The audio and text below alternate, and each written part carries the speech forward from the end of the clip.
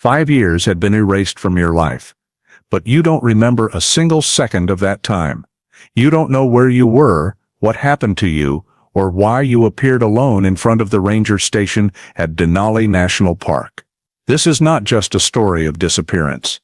This is a story of a return that raises far more questions than the disappearance itself. 3 photographers ventured into the Alaskan wilderness. 5 years later, one of them was found, an empty shell of a man, without memories, without answers. What happened to him, and the fate of the other 2 remains a mystery that chills the blood. The most terrifying thing about this story is the silence of the mountains and forests, and the silence of the sole survivor. Before diving into the story, don't forget to subscribe to the channel and hit the notification bell so you don't miss the latest cases. In September 2011, the weather in Alaska turned cold more slowly than usual, and in the Denali National Park area, this only meant one thing. The prime season for wildlife photographers was entering its most favorable phase of the year. The first seasonal snow had not yet blanketed the mountain slopes thickly. The tundra surface was still dry enough for foot travel, and the Alaska Range stood shimmering under the cold, late autumn light like giant sheets of glass. That morning, 3 photographers, Evan Monroe, 25 years old, Blake Hargrove, 34 years old, and Noah Price, 29 years old, began their deep backcountry trip under an approved permit for Units 33, 34. For them, this wasn't exactly an adventure, but a familiar operational mission documenting the activity of caribou herds and grizzly bears before the early winter weather set in. All 3 had arrived in the town of Talkeetna 2 days earlier to prepare equipment, organize topo maps, and double-check their GPS navigation systems as well as spot messenger devices in accordance with backcountry regulations. On the morning of September 17th, they boarded the park's shuttle bus to head deep into Denali. The camera on the bus captured the last moment at 9:12 a.m. at mile 43. Blake reopening the map, Noah lowering the tripod first, Evan checking the straps on his 2 DSLR camera bodies. From that point, the trio left the bus and headed into Toklat River East, exactly as registered. 2011-era GPS data shows they moved steadily for nearly the entire day, but the track log stopped abruptly around 5:50 p.m., with no signs of battery depletion or technical failure.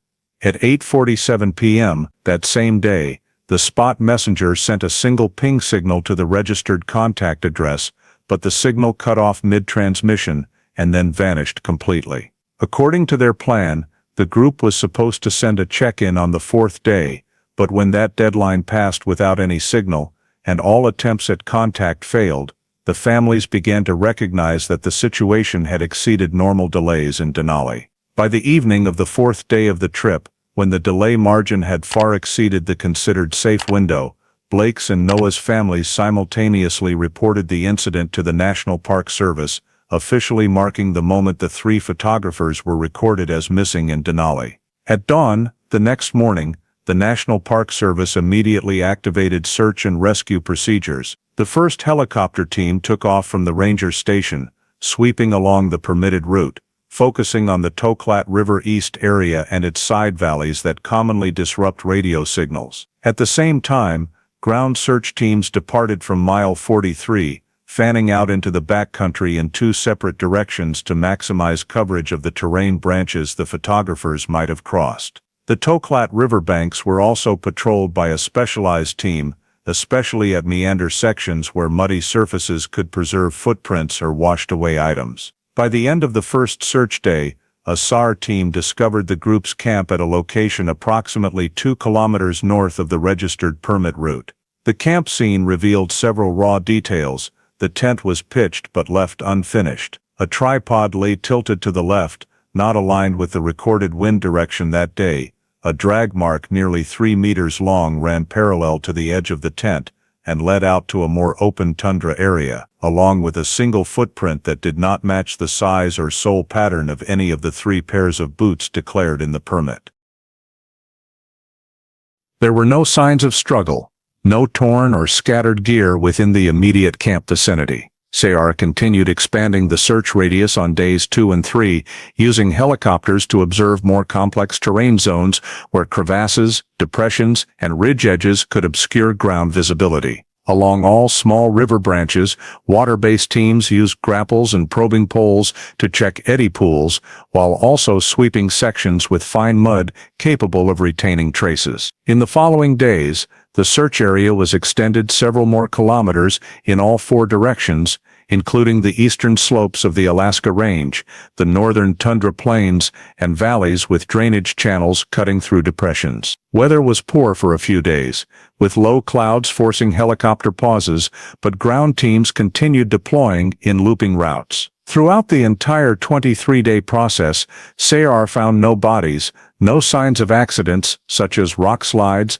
landslides, or evidence of wildlife attacks. Personal items at the camp remained intact in their original positions, and no further clear traces emerged to indicate the trio's next direction of travel. When all accessible routes had been swept multiple times with no results, the SAR team reported the end of the active search phase in accordance with NPS protocols for prolonged missing persons cases in the backcountry. After the SAR team completed the emergency sweep phase without finding new traces, the NPS Scene Investigation Group proceeded with Level 1 scene processing at the camp location where the 3 photographers had last stopped, focusing on describing, measuring, and reconstructing activities prior to disappearance based on the raw evidence collected. First, the camp structure was identified as a 2-layer tent oriented southeast, positioned on relatively flat hard tundra slightly offset from the permitted travel route. Based on meteorological data at the time,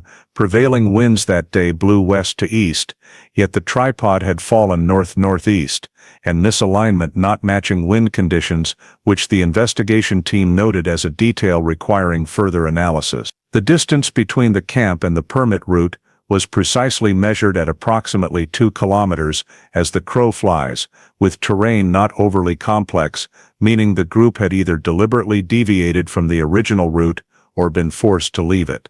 However, at this stage, no evidence indicated the reason for the change in direction. The drag mark on the tundra surface, measured at over 2.5 meters using standard tape, showed uniform depth and compressed surface, indicating a consistent weight object being dragged.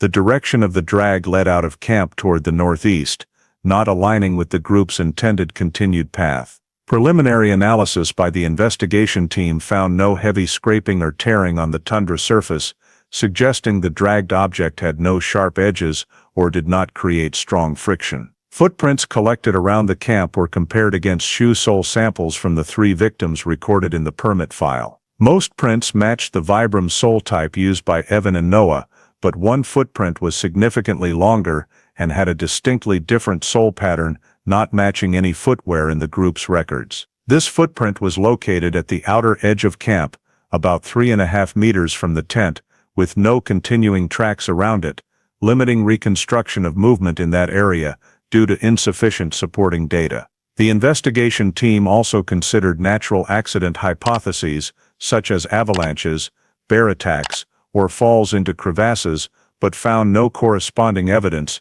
The ground at the campsite was stable, no bear dig marks, no slide paths, no nearby terrain fractures. Moreover, objects in the camp remained in proper positions without major disturbance, ruling out sudden panic scenarios. The entire Level 1 analysis revealed abnormal signs at the scene, particularly the off-route camp location and the presence of an unfamiliar footprint, but these factors remained raw and insufficient to conclude criminal activity. At this stage, the record only noted that the reason for leaving camp and the group's subsequent path could not be determined from the collected scene evidence. After completing Level 1 scene processing, the technical data team analyzed all navigation equipment and signal logs carried by the 3 photographers during the trip, aiming to reconstruct their final route and assess possibilities of technical failure or objective incidents. Data from Evan Monroe's Spot Messenger was retrieved from the provider's storage system, showing regular pings every 10 minutes throughout the morning and early afternoon of September 17, 2011, except for a brief gap at 1 p.m. due to steep terrain blocking satellite transmission. From 5 p.m. to 8:30 p.m., signals returned to normal with error margins within the 2011 device specifications, but at the 8:47 p.m. mark, the system recorded a ping that cut off mid-transmission. The data packet was sent but did not complete the transmission cycle, resulting in an incomplete record without precise location. The complete cessation of signals immediately afterward, without any backup pings, was initially explained by two possibilities: manual shutdown or sudden device failure, though this could not be concluded from spot data alone. In parallel, the track log from the group's Garmin 60 CSX GPS unit was reanalyzed. The log recorded travel on September 17 at consistent speeds, suitable for hiking combined with photography, with multiple short stops lasting 2 to 7 minutes. Manually saved waypoints around noon, and 2 p.m. showed normal GPS use without device issues. However, at 5:50 p.m., the track log stopped abruptly at a coordinate not far from the campsite, with no sudden elevation change and no prior prolonged signal loss, a characteristic inconsistent with power loss or hardware failure. The log ended cleanly without file errors, meaning the device stopped recording under conditions without impact or extreme weather. When cross-referencing GPS and spot data with meteorological conditions recorded at Denali on September 17 and 18, the analysis team found no factors capable of causing sudden signal loss. Winds were moderate, no solar storms, no heavy rain or thick fog likely to interfere with satellite communication. Meteorological data also showed no abrupt temperature drops that could drain device batteries to the point of shutdown. The entire technical data set therefore concluded that the devices functioned normally until the last recorded moment, but provided no further direction of travel or potential location the group may have reached after abandoning camp. All attempts to extrapolate the route based on prior momentum yielded no reliable results. Thus, the 2011 device analysis phase closed with the assessment that technical data did not expand the search area or generate any new points of suspicion, leaving the reconstruction of the three photographers' path at a complete impasse. When all technical data had been analyzed without identifying new locations or any anomalous behavior interpretable through equipment, the SR Command Group and Denali National Park Investigation Division conducted a comprehensive review of the entire operational scope deployed over the 23 consecutive days of searching. The summary report showed no additional biological traces such as hair, blood, fabric fragments, or other organic evidence beyond the raw items already documented at camp, no new landslides, no notably disturbed terrain areas, and no information from other tourists or climbers during the same period that could support expanding the search radius. Per federal regulations for backcountry missing persons cases under the National Park Service, when the SR process yields no results after a sufficient duration and no basis remains to identify the next risk zone, the operation must officially conclude to ensure rational resource use and to shift the case to passive investigation status. The final meeting among SAR Command NPS representatives and Alaska State Troopers agreed to terminate active searching at the end of the fourth week following the missing persons report. At the time of closure, all evidence collected in 2011, including scene photographs, GPS track logs, spot messenger data, camp artifacts, and footprint samples, was inventoried, cataloged, and sealed per NPS long-term preservation protocols for potential future case reopening if new leads emerged. Due to the absence of evidence indicating violence, criminal activity, or major accidents at the campsite, the official record was transitioned to missing presumed dead status, reflecting the administrative presumption that the three photographers may have met with an incident resulting in death at an undetermined location within Denali's vast wilderness.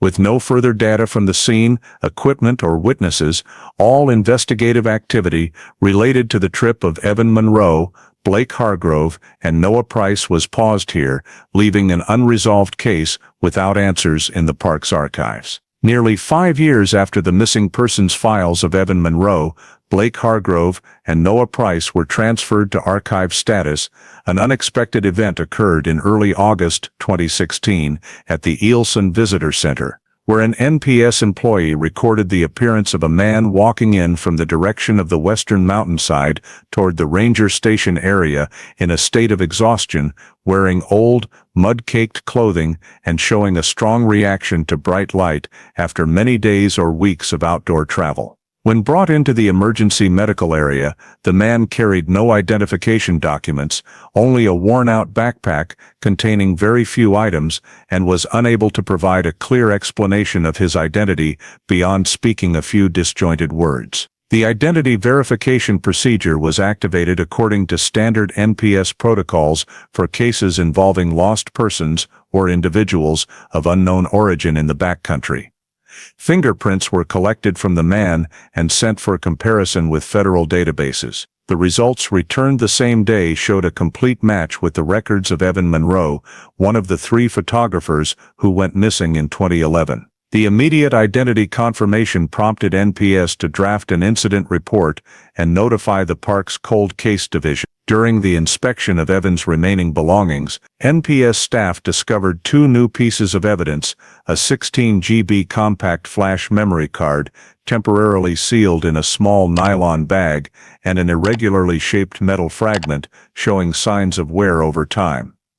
Neither item appeared in the equipment list Evan was documented as carrying in the 2011 records. As this was the first appearance in nearly 5 years of potential evidence directly related to the disappearance case, NPS immediately classified the 2 items as new evidence intake and stored them in a separate preservation vault in accordance with regulations. At the same time, following federal procedures applicable to all missing persons cases in national parks when a survivor is located, NPS issued the mandatory notification to the FBI field office in Anchorage to update the event and provide preliminary information handover. The 2011 cold case file was moved from archive status to review status, allowing NPS to retrieve all documents, evidence, GPS data, and spot messenger logs from 2011 for the initial review phase. During this period, the case was not yet considered a criminal matter. The sole objective was to identify points of possible correlation between the old data and Evan Monroe's reappearance in order to assess the need to expand the internal park review process and report to the FBI in subsequent steps. After Evan Monroe was transferred to a medical facility affiliated with the National Park Service for initial physiological stabilization, the hospital's specialist team conducted a comprehensive medical legal forensic evaluation to determine the extent of bodily damage, duration of exposure to natural elements, and any signs that might reflect his living conditions throughout the period he was missing. Imaging results from full-body X-rays, limb and spine CT scans revealed multiple abnormal indicators inconsistent with long-term survival in a wilderness environment. The foot and lower leg bone structure showed flattening of the arch and deformation of joint heads, a type of injury commonly associated with maintaining restricted posture in confined spaces over extended periods. The lumbar spine exhibited mild compression curvature, not of the type caused by heavy carrying or excessive outdoor exertion, but rather a gradual developmental deformity from prolonged unchanged sitting or hunched postures over months or years. At the wrists and ankles, physicians noted numerous old scar bands with consistent direction and depth, each band approximately 0.3–0.5 centimeters wide, pale white in color, indicating prolonged formation and slow healing.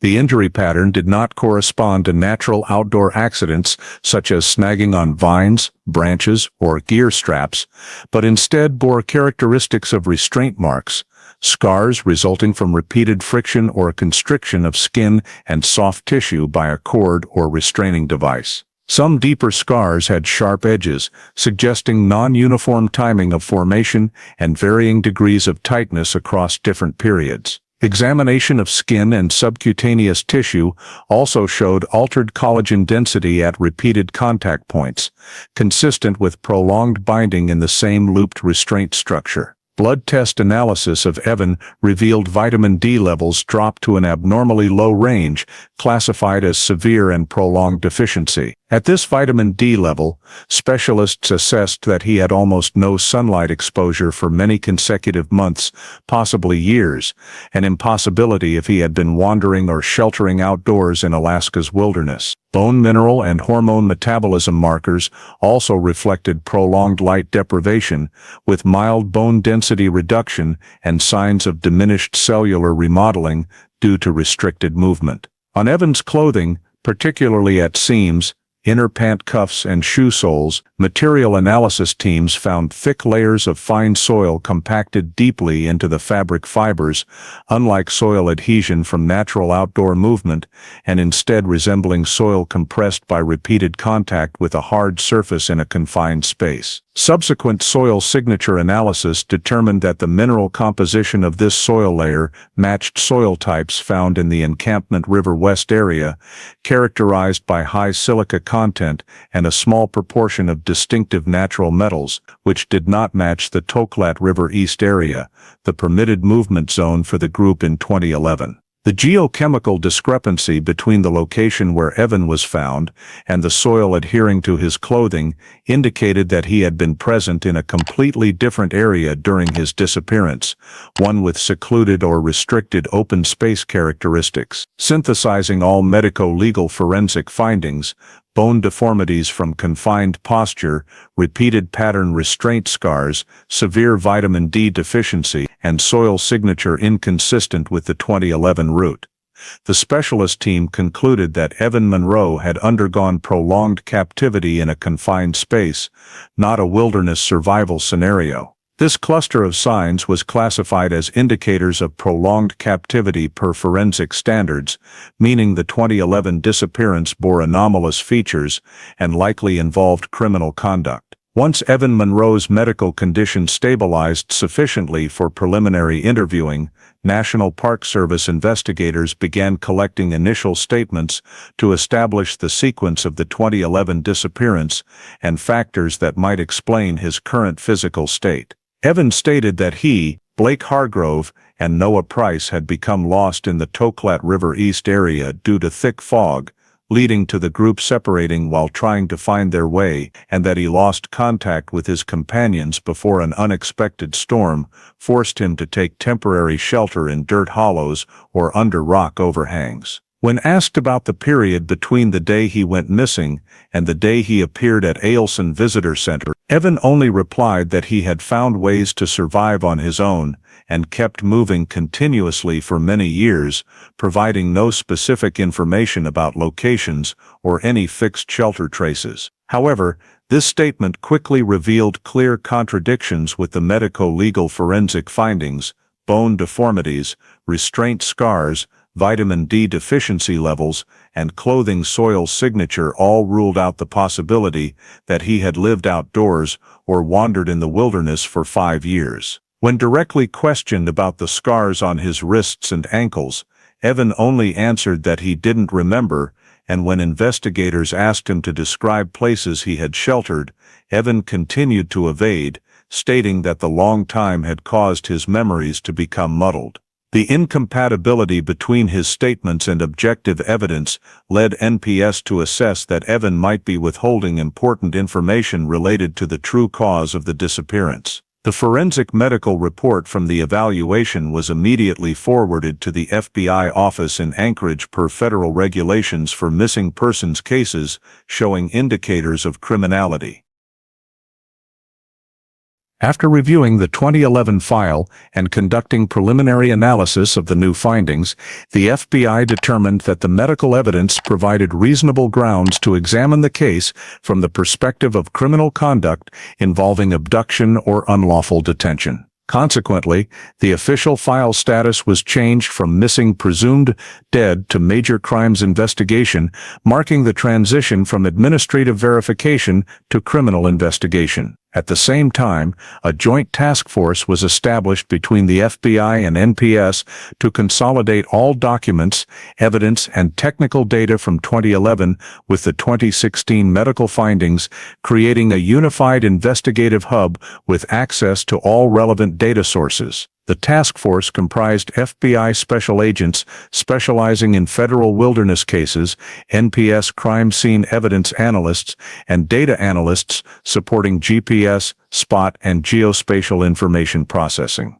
The reclassification of the file into federal criminal investigation scope not only reflected the necessity to clarify the cause of the 3 photographers' disappearance, but also required the Joint Task Force to reevaluate all sealed evidence from 2011 under a criminal lens rather than purely search and rescue as before. During the re-review, the interagency team compiled a prioritized list of items for analysis, particularly focusing on discrepancies between Evans' statements and the established forensic conclusions. From there, they developed a process to re-examine the 2011 data in order to determine the next investigative direction based on evidence potentially carrying direct visual information. Within this priority catalog, the compact flash memory card recovered from Evans' backpack was immediately transferred to the Joint Task Force's Digital Forensics Unit for data recovery, in hopes of finding images or video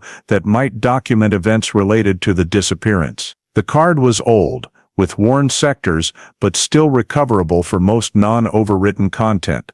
The process began with creating a bit-to-bit copy to preserve the evidence state, followed by scanning and reconstructing files that had been manually marked as deleted based on metadata structure. Results showed a total of 17 image files and 1 video file exhibiting signs of manual deletion, not device error. When the images were reconstructed to a usable level, the analysis team observed content that did not match any landscapes within the permitted travel range of the 3 photographers in 2011. Several photos depicted a narrow space with a crude wooden vaulted structure, resembling a makeshift tunnel built by stacking young logs horizontally.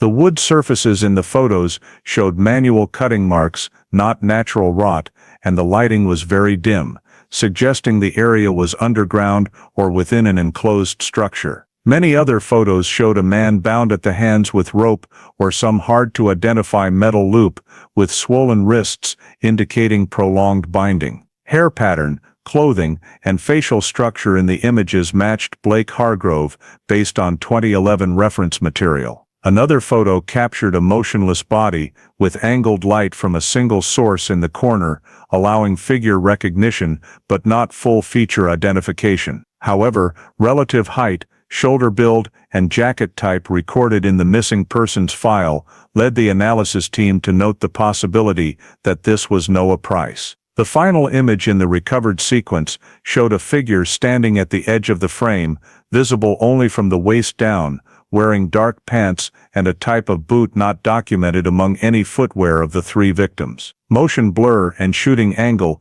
indicated the photographer was in a low position, possibly seated or lying down when capturing it. The single video file lasted approximately 11 seconds, low quality but with identifiable audio of rapid breathing and rustling on a hard surface. The frame showed only a low wooden ceiling and faint shifting light, with no clear location details. After recovering the visual content, the forensics team proceeded to extract all remaining EXIF data from intact and recovered files. Most metadata had been deleted, but some frames retained raw GPS tags not visible in standard viewers. By accessing hex strings and reconstructing the EXIF structure, the technical team retrieved 2 identical hidden GPS coordinates in 3 image files. When plotted on Denali's topographic map, these coordinates fell in a remote area west of the Encampment River, far from the Toklet River East area, and entirely outside the 2011 SIRE search perimeter. The area had no trails, was not part of any permitted route, and featured far more complex terrain than the group's found campsite location. Analysts noted this as a significant anomaly, because if the three photographers had never been there according to plan, the presence of this GPS data on the memory card could serve as direct evidence that they had been taken to or appeared in an area they had no legitimate reason to visit. The full results of the analysis were compiled into a digital forensics report, accompanied by comparative maps of photo locations and timestamps, for transfer to the interagency investigative team to determine the next steps in correlating the new coordinates with Denali terrain and expanding verification of the actual locations where the images were captured. After analyzing data from the memory card showing the hidden GPS coordinates falling into a remote area west of the Encampment River, the Joint Task Force began building a new positioning model based on 2016 technology to narrow the scope of on-site search. This was the first time the case was approached using tools that could not be deployed in 2011, especially thermal imaging drones, which the FBI only officially put into use for investigative missions starting in 2015. A special technical operations team was dispatched to Denali, bringing UAVs equipped with high-resolution infrared sensors to scan the areas suggested by the EXIF data. The Encampment River West area has no trails, with terrain consisting of alternating gravel bars, dense brush, and low tree clusters, making ground access take many days if conducted by a conventional search team. Thus, drones became the only feasible option for wide-area survey in a short time. Over 3 consecutive days, the UAV flew grid pattern searches in a honeycomb layout, collecting thermal data and terrain imagery at different timeframes to eliminate errors due to changing light conditions. The infrared images revealed an anomalous rectangular-shaped area with surface temperature lower than the surroundings, despite no tree canopy cover, suggesting the possible presence of compacted soil or an underground structure. In parallel with the UAV scanning, the Environmental Physics Analysis Team compared soil samples from Evans' clothing with soil samples taken from 3 locations along the Encampment River. The comparison of silica mineral ratios, iron oxide, and grain structure showed the highest match with a narrow strip of land southwest of the river, located less than 1 kilometer from the thermal anomaly position. The soil signature match reinforced the hypothesis that Evan had been present in this area, and the compacted soil traces on his clothing reflected a confined or air-restricted environment.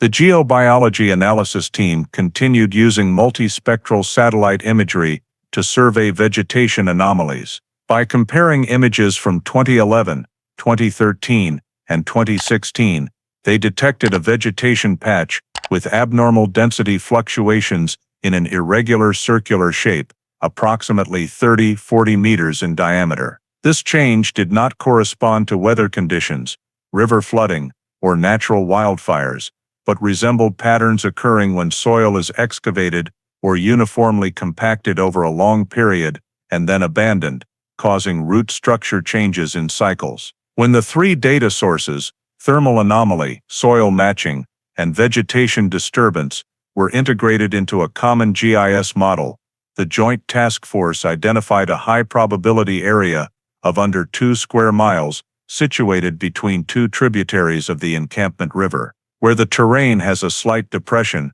and is obscured from view of any backcountry routes. This was the first time throughout the investigation from 2011 to 2016 that a specific area was delineated based on combined data from physical evidence, environmental traces, and modern sensor technology. The investigative team unanimously agreed that this anomaly location was the priority access point for conducting ground survey, with the expectation that the area might contain physical traces directly related to the disappearance of the 3 photographers.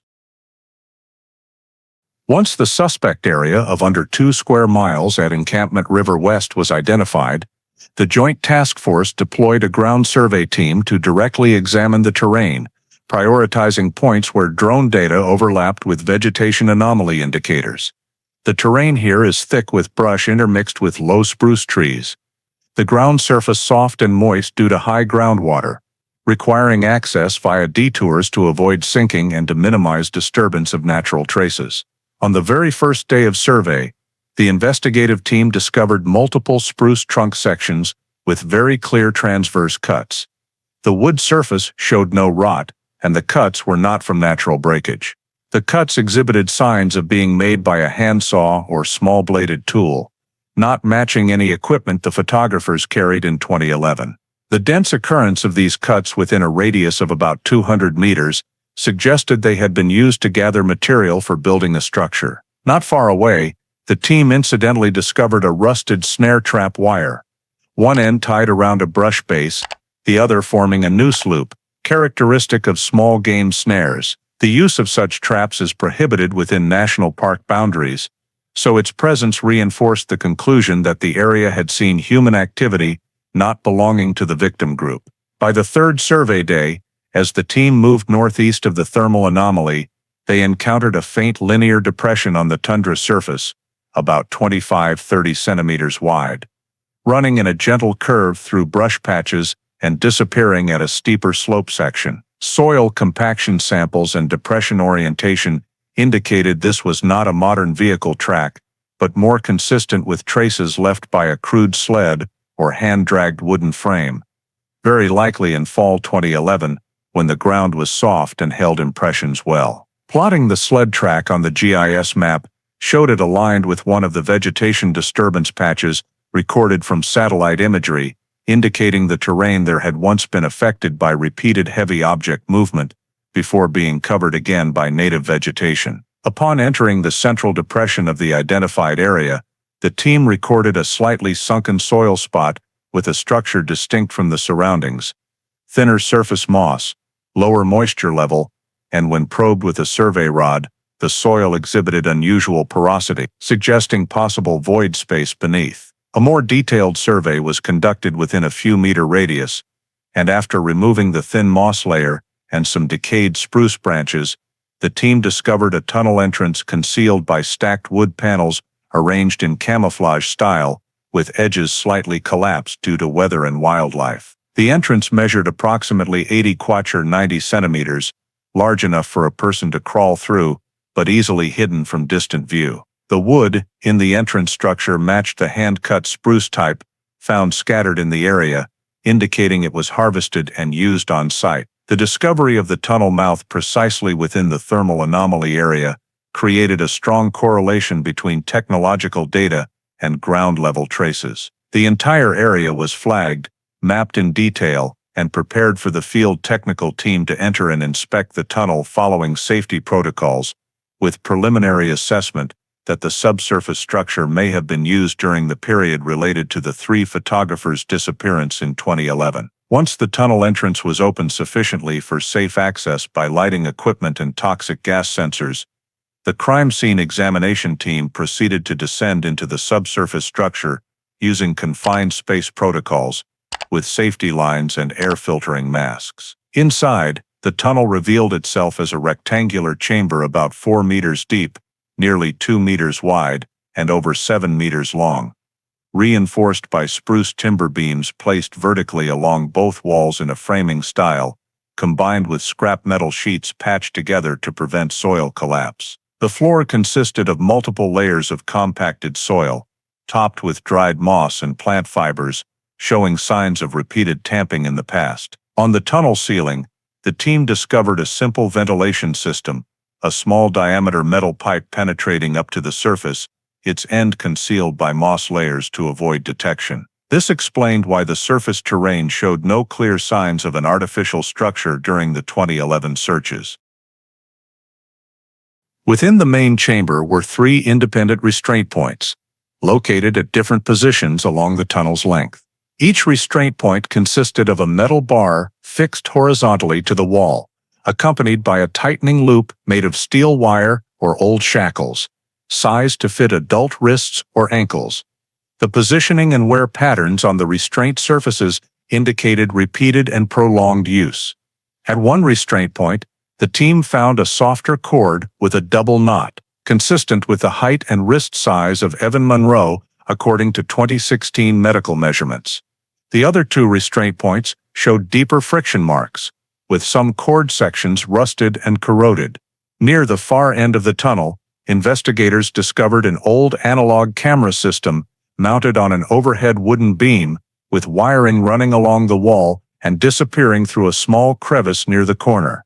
The camera was no longer functional, but the lens surface had long-term dust accumulation, indicating it had once been operated and pointed toward the central area of the tunnel, where the restraint points lay within its field of view. Along the opposite wall, a crude wooden shelf held various loose items: empty metal cans, plastic bottles, dirty cloth scraps, and a thick notebook with a warped plastic cover due to moisture. The notebook was the most significant piece of evidence in the chamber. Inside, it bore no author's name, but the pages were divided into 3 distinct content groups marked separately: feeding, punishment, and light cycle. The feeding section contained short entries describing portion quantities by day, sometimes with notes like weak, no resistance, or silent.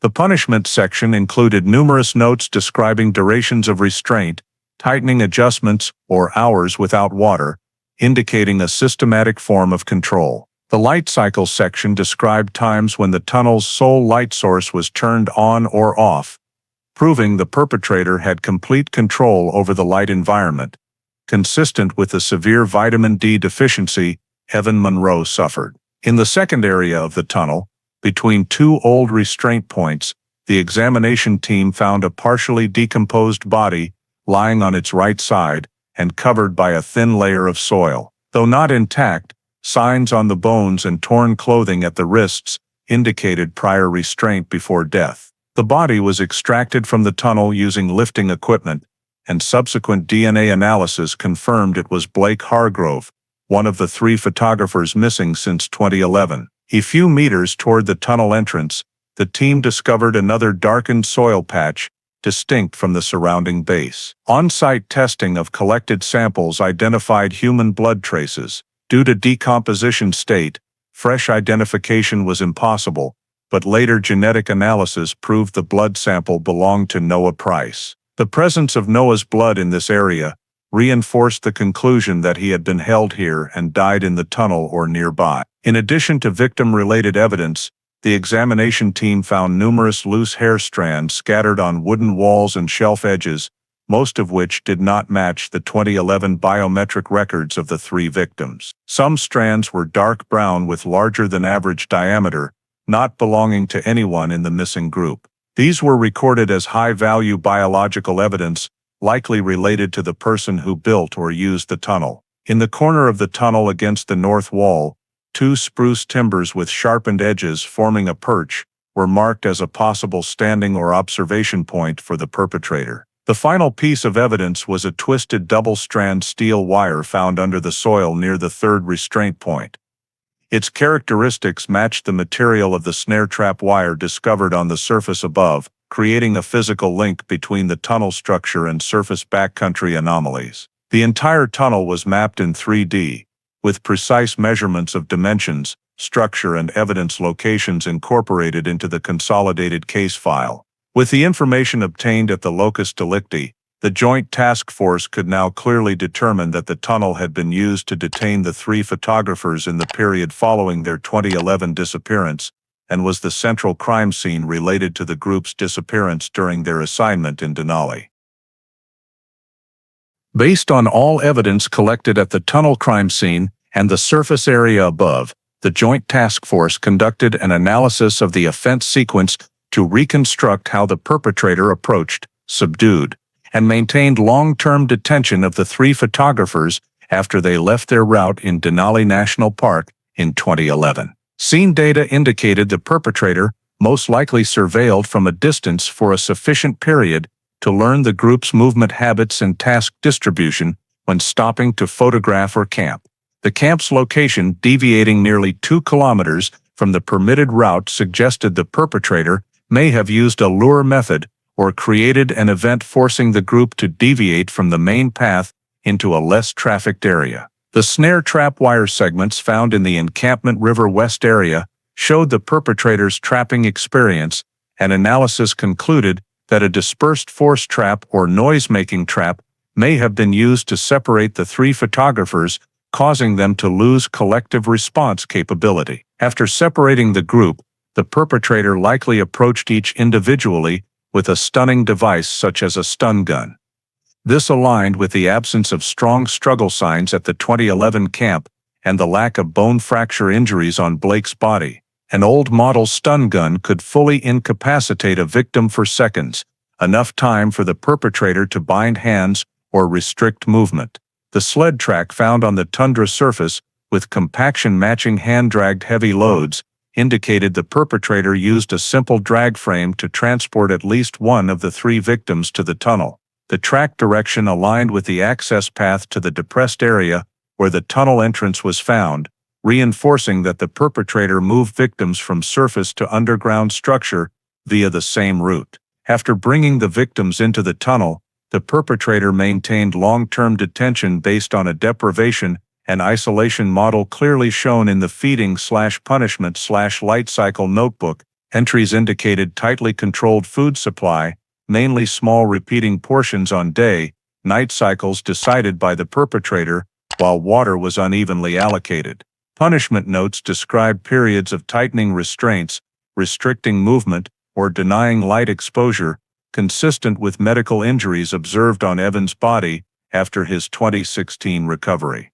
The analog camera system installed facing the restraint area showed the perpetrator maintained continuous or periodic monitoring without needing to enter the tunnel, exploiting the confined space to control all victim movements. The death patterns of the remaining 2 victims were inferred from body positions and blood traces. Blake Hargrove was found in semi-decomposed state with signs of emaciation and likely died after prolonged detention under malnutrition and restricted movement conditions. Wrist lacerations suggested he may have resisted or attempted to escape restraints near the end. For Noah Price, blood samples collected in the tunnel's second area confirmed his presence there, and the blood pattern suggested he likely died on site, possibly from starvation or untreated injuries. No evidence indicated the perpetrator provided first aid or medical care to victims, a trait common in absolute control long-term detention models. Overall, the forensic analyzed defense sequence comprised 4 stages: long-range surveillance and timing group separation, use of stunning tools to subdue each victim individually, sled transport to the tunnel location, and prolonged detention through a closed-system environmental and life function control. This model allowed the perpetrator to isolate victims from the outside world, fully control basic needs, and decide the timing or conditions leading to the death of 2 out of the 3 captives. After all the evidence from the bunker was collected, and the forensic pathologist confirmed that the injuries on Evan's body were consistent with long-term captivity, the Joint Task Force conducted an additional round of interrogation, for the first time requiring Evan to recount the entire sequence of events from September 17, 2011, to the time he appeared at the Alaskan Visitor Center in 2016. In this statement, Evan no longer evaded as before, but began to describe the day he was captured, in the afternoon of September 17, 2011, while the group was setting up a temporary camp to prepare dinner. A loud noise came from the edge of the bushes. Blake went to check first, while Evan and Noah gathered equipment. Just a few seconds later, Evan heard Blake scream in terror, then saw a figure rush out from the north side of the camp. Evan didn't have time to react before being yanked hard at the neck and losing balance due to an electric current running down his spine.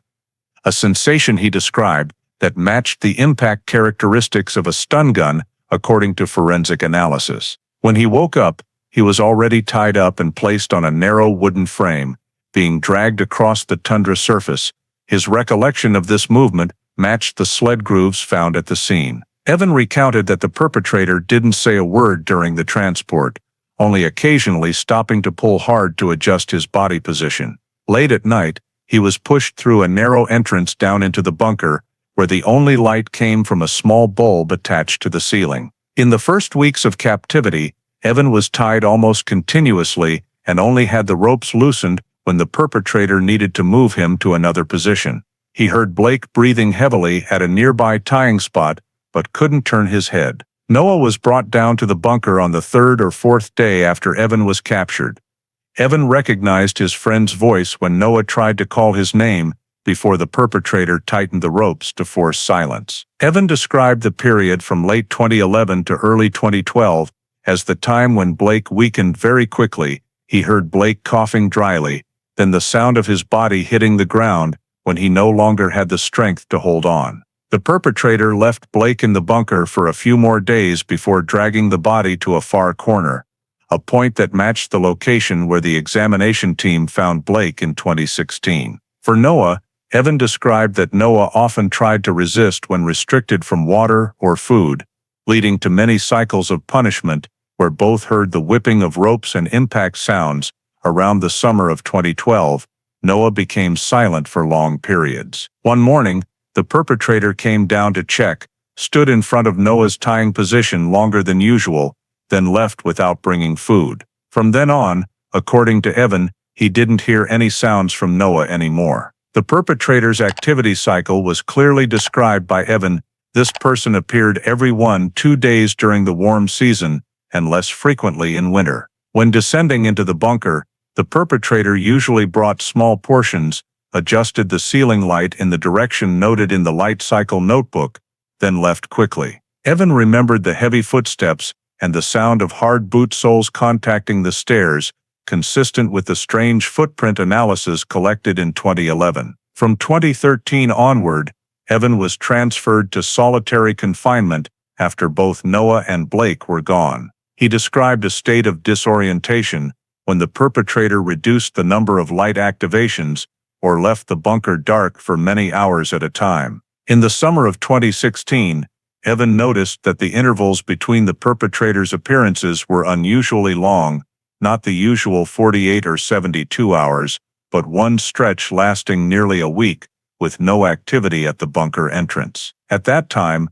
Evan was no longer tied fixed as before, and the shackle on his left wrist had worn to the point where he could twist his wrist to loosen it.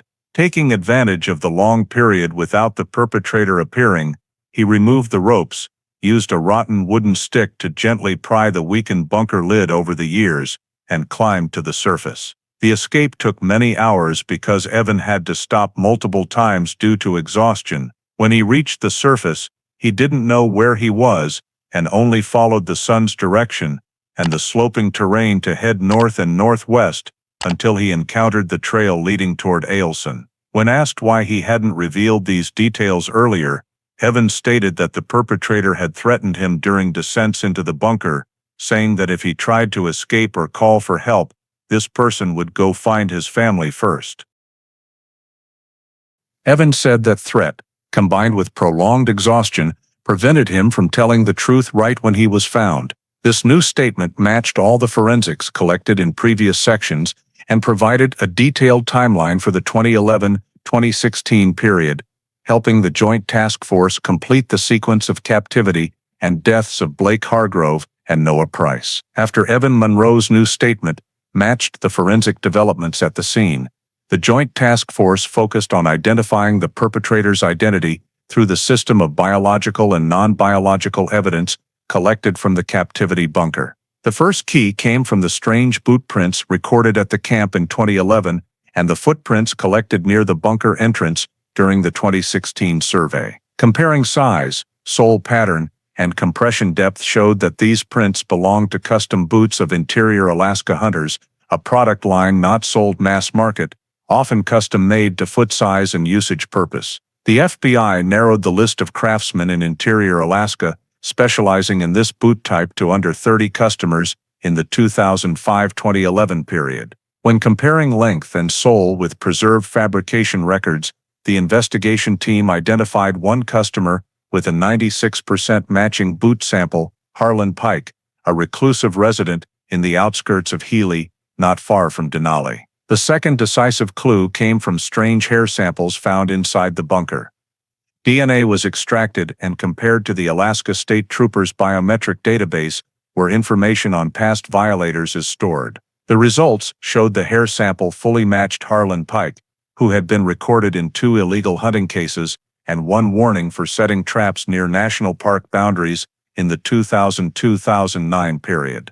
Pike's record showed he lived almost isolated, without steady employment, frequently moving in northern backcountry areas, and was described by many locals as hard to approach or always avoiding contact with strangers. Pike had no public violence record, but his sneaky illegal hunting methods, habit of operating in deep forests, and trap-setting skills matched the construction of the captivity bunker, use of snare trap wire, and handmade structures found at Encampment River West. When behavioral analysts built an offender profile based on the control model in the feeding/punishment/light cycle notebook, they noted this was characteristic of long-term captivity offenders, subjects with social isolation tendencies, living reclusively, capable of controlling enclosed spaces, and establishing dynamic static cycles for victims, according to personal needs. The perpetrator's control of portions, light, and appearance times matched possessive crime styles, where victims are seen as test subjects or tools for absolute control satisfaction. Pike had an unclear employment history,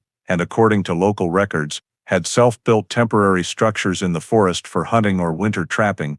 This explained his ability to construct a sturdy captivity bunker using available materials. Additionally, the location of Pike's cabin was less than 15 kilometers as the crow flies from Encampment River West, a distance suitable for sled or foot travel in Denali terrain conditions. Comparing footprints at the 2011 camp, footprints near the bunker, hair DNA sample, snare trap wire, violation history, and behavioral profile, the Joint Task Force determined Harlan Pike as the highest probability suspect and possessing sufficient forensic, geographic, and behavioral elements to explain the entire sequence of the prolonged 2011 kidnapping and captivity. When the Joint Task Force completed the report, identifying Harlan Pike as the highest probability suspect, the FBI coordinated with U.S. Marshals to deploy an arrest plan based on a signed federal warrant. A tactical team was dispatched to the outskirts of Healy, where Pike lived in an isolated wooden cabin deep in the forest, nearly 3 kilometers from the main road. The steep terrain and dense canopy forced the approaching forces to move silently from multiple directions to avoid detection. When Pike stepped out of the cabin, carrying a metal bucket and seemingly preparing to check animal traps, the agents immediately surrounded and subdued him without significant resistance. Pike appeared calm, didn't ask for the reason of arrest, and only requested to bring his coat. The cabin was then sealed as a search scene per court order. Initially, the examination team found in the main room a hand-drawn sketch describing an underground bunker structure with dimensions similar to the one discovered at Encampment River West, including symbols for tying points and ventilation direction, a direct evidence linking Pike to this structure. In the storage shed behind the cabin, authorities found many trapping tools, including snare wire, identical to the wire discovered at the captivity area, a set of metal cutters, a hand saw with old callus marks, and coils of double-twisted steel wire with sizes matching the shackles in the bunker. These tools were marked as evidence and filed for material comparison. Additionally, a thick notebook hidden under the cabin floor drew special attention. Inside contained scattered notes on human observation behavior, describing reactions of Subject A, Subject B, Subject C, under different light, water, and food conditions. The notebook's content was forwarded directly to the behavioral analysis team due to clear similarities with the feeding/punishment/light cycle structure found in the captivity bunker. In a drawer next to the bed, agents discovered a bunch of old keys, including many ring-shaped ones, among which 2 samples had sizes and tooth grooves, specially matching the shackle locks removed from the tying points in the bunker. The seizure of these keys strengthened the direct link between Pike and the captivity mechanism. The examination team continued to expand the search area in the cabin and found a cloth bag containing many pre-cut spruce wood segments, with traces matching the cuts on the wooden beams in the bunker, both in saw blade type and cut angle. Some wood segments still had moss and soil characteristic of the Encampment River West area, allowing soil sample comparison and confirmation of material origin. When inspecting the handmade ventilation pipe outside the cabin, the investigation team discovered a pipe structure similar to the bunker's ventilation system, welded with the same type of metal pipe and moisture-proof tape. All evidence seized in the cabin was sealed and taken to the lab for DNA, fingerprint, and physical characteristic comparison, with what was collected at the bunker scene. Preliminary results showed Pike's DNA on the analog camera handle, some wooden beams and shackles in the bunker. His fingerprints appeared on the cover of the feeding/punishment/light cycle notebook and on a metal can collected next to the third tying point. These matching points, combined with the evidence seized at the cabin, bunker diagram, trapping tools, human observation journal and shackle keys, helped confirm that Pike not only had been to the Encampment River West area, but also played a role in building, operating and controlling the captivity structure. With the comparison of all evidence from the cabin and the scene, the Joint Task Force could affirm that the newly seized evidence was not coincidental, but directly linked to the forensic details found in the bunker, completing the chain connecting the suspect to the locus delicti of the 2011 case. Based on Evan Monroe's detailed statement, forensic medical results, evidence collected in the bunker, and comparison data from Harlan Pike's cabin, the Joint Task Force proceeded to reconstruct a full and technical timeline for the entire nearly 5-year captivity period, from the time the 3 photographers went missing on September 17, 2011, to when Evan escaped in mid-2016. According to the statement and ground scene analysis, the capture occurred in the late afternoon of September 17, 2011, when the group had just set up camp outside the permit route, matching the time the GPS track log stopped and the last spot messenger ping was interrupted. The sled grooves found at Encampment River West indicated the victim transport process occurred right on the first night or early the next morning, before SAR teams began searching. Upon descending into the bunker, the remaining tying points and physical data at the scene showed 3 restraint positions had been used simultaneously, confirming that Blake, Noah, and Evan were all confined in the same structure from the early days after the capture. The initial captivity phase lasted about 4 months, inferred from Blake's body decomposition signs and Evan's statement that he heard Blake weakening gradually in the first winter. Forensics determined Blake's death around late January or early February 2012, based on bone condition, decay level, and environmental signs in the bunker. The body location found was exactly where Evan described the perpetrator dragging Blake after he lost responsiveness.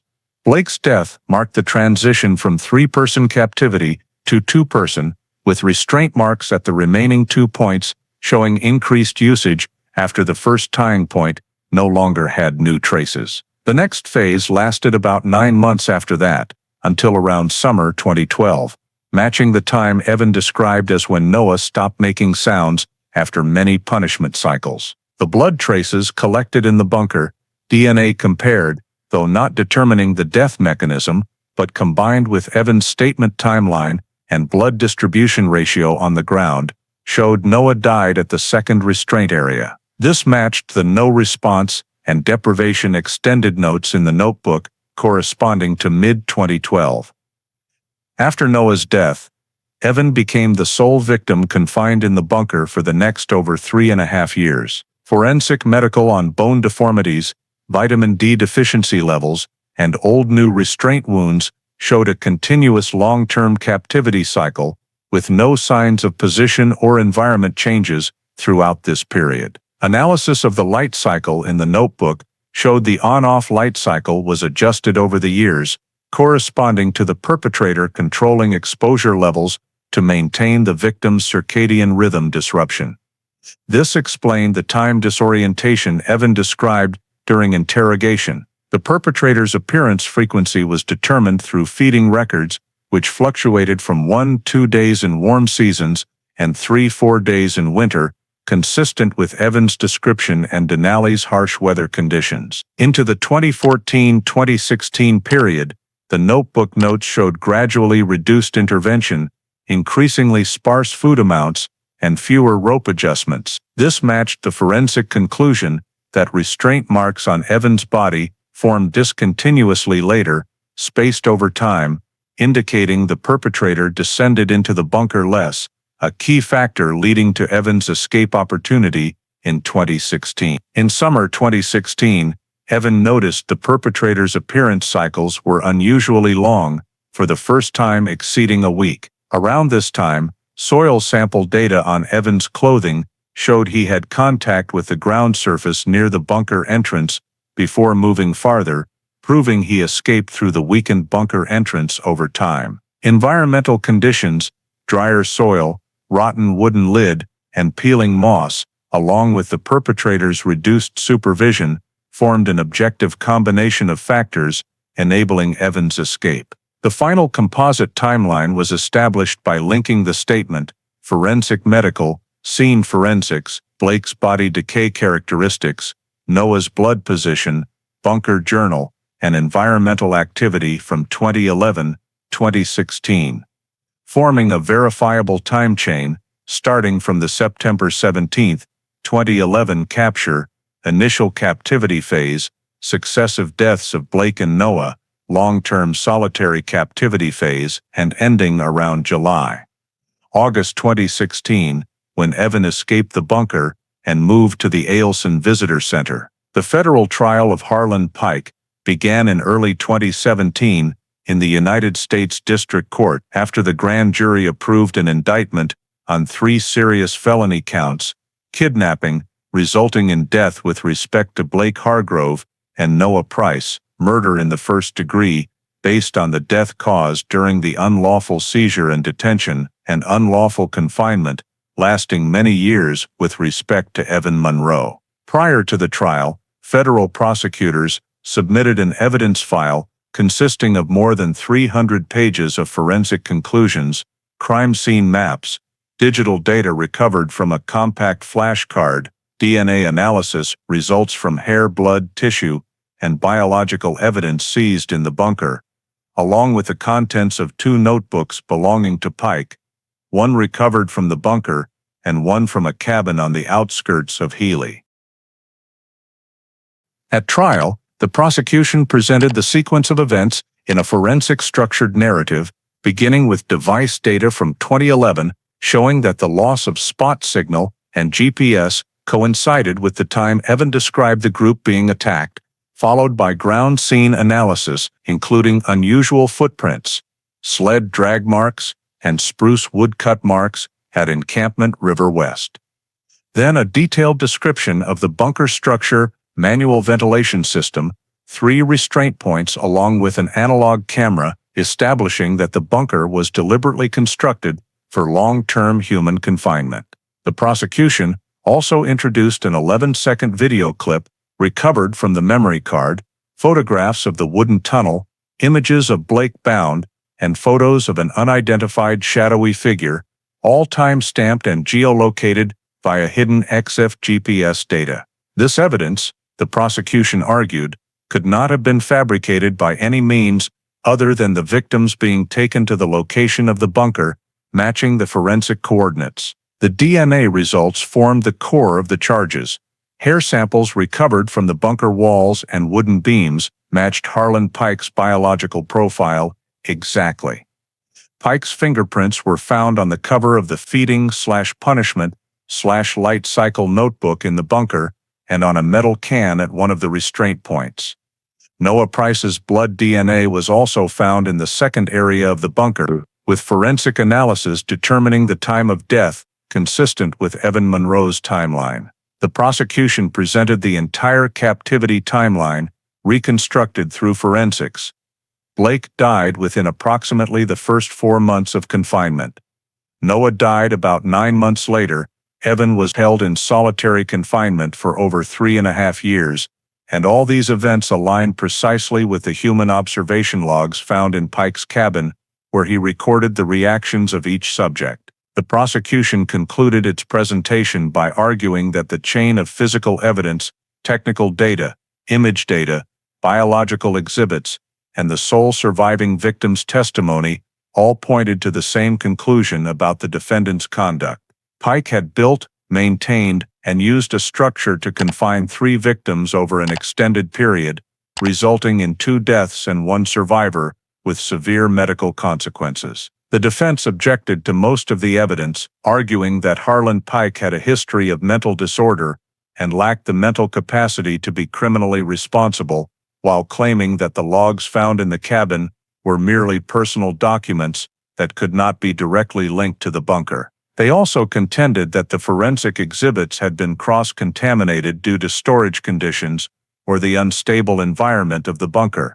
To support this argument, the defense requested a psychiatric evaluation of Pike. However, the forensic psychiatry report conducted by the court's expert concluded that Pike possessed full mental capacity, suffered from neither psychosis nor any impulse control disorder, and that his actions were highly organized, planned, and sustained over a long period, a behavioral pattern inconsistent with the diminished mental state described by the defense. The report also noted that the observation logs in the cabin matched completely in wording, structure, and subject tracking methodology with those in the bunker, refuting the claim that the two sets of documents were unrelated. After 2 weeks of trial and 7 hours of deliberation, the jury found Harlan Pike guilty on all counts, including 2 counts of kidnapping, resulting in death, 1 count of murder in the first degree, and 1 count of unlawful confinement. The federal court subsequently sentenced the defendant to life imprisonment, without parole for the murder and kidnapping resulting in death counts, plus an additional 60 years for the offenses related to unlawful confinement and prolonged harm to the victims. The sentence was based on the principles of protecting community safety and the exceptional gravity of long-term confinement conduct, described in the court's findings as a systematic prolonged criminal structure intended to maintain absolute control over victims.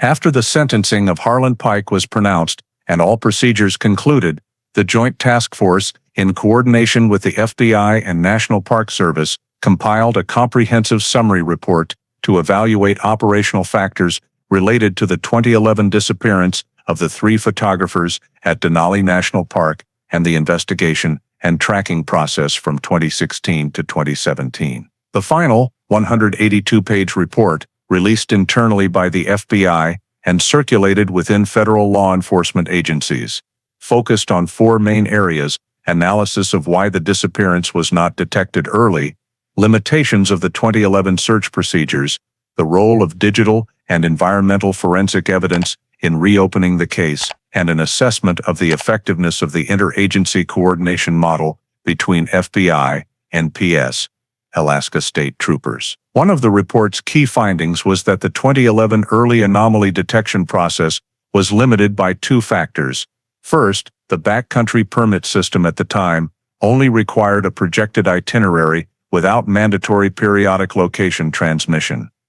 Second, the older generation Spot Messenger did not generate automatic alerts for repeated failed pings. The report also pointed out that during the 2011 SAR phase, the search radius relied too heavily on the permitted route and surrounding camp areas, while technologies such as thermal scanning, vegetation analysis, or soil signature modeling were not applied due to era limitations. Based on these evaluations, NPS announced adjustments to the permit process starting in 2018, mandatory requirement for every backcountry group to carry 2-way tracking devices capable of sending periodic location data, even without active check-ins.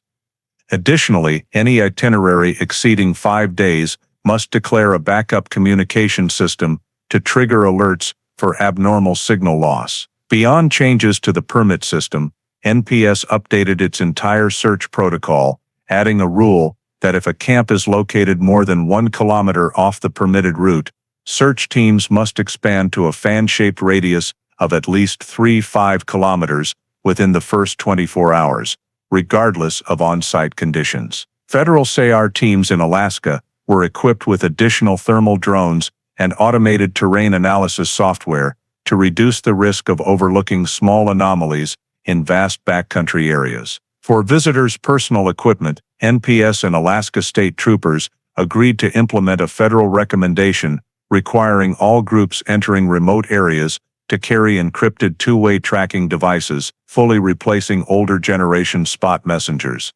Tour companies and mountaineering service providers are required to maintain client equipment logs by date. The Pike case file, after trial completion and evidence consolidation, was permanently closed per Department of Justice regulations and reformatted into a standard case study incorporated into the U.S. National Parks training program for new investigators. The case study focuses on three main lessons: the importance of environmental forensics in missing persons investigations, the effectiveness of digital forensics in relocating victims after long periods, and the need for interagency coordination when cases extend beyond traditional SAR scope. From 2018 onward, the NPS Training Center has used this case as a model in the Advanced Backcountry Missing Persons Investigation course, where investigators are trained to identify scene indicators potentially linked to criminal behavior rather than assuming only accidents or getting lost. At the same time, Denali National Park established a trip risk monitoring system using algorithms based on 2011-2016 data to evaluate zones with high probability of unexplained disappearances. All of these adjustments are regarded as direct impacts of the Pike case, demonstrating that resolving a file long thought closed since 2011 not only answered questions about the fate of the three photographers, but also transformed how the national park system perceives, detects, and investigates disappearances in vast mountainous wilderness. The story of the three photographers who vanished at Denali National Park and Evan Monroe's 5-year ordeal in captivity not only exposes an exceptionally grave crime, but also reflects glaring vulnerabilities in how modern people, even in a nation with advanced security infrastructure like the United States, confront risks when traveling or working in harsh environments. One clear detail in the case is that the photography group carried only an older generation spot messenger, a one-way signaling device without automatic interruption alerts. During the 23-day search in 2011, SAR had no real-time data to pinpoint the loss of contact location, resulting in the Encampment River West area being completely overlooked. This serves as proof that in today's era, when tracking technology, from two-way GPS to locator beacons, has become widespread, using outdated equipment or failing to follow periodic communication requirements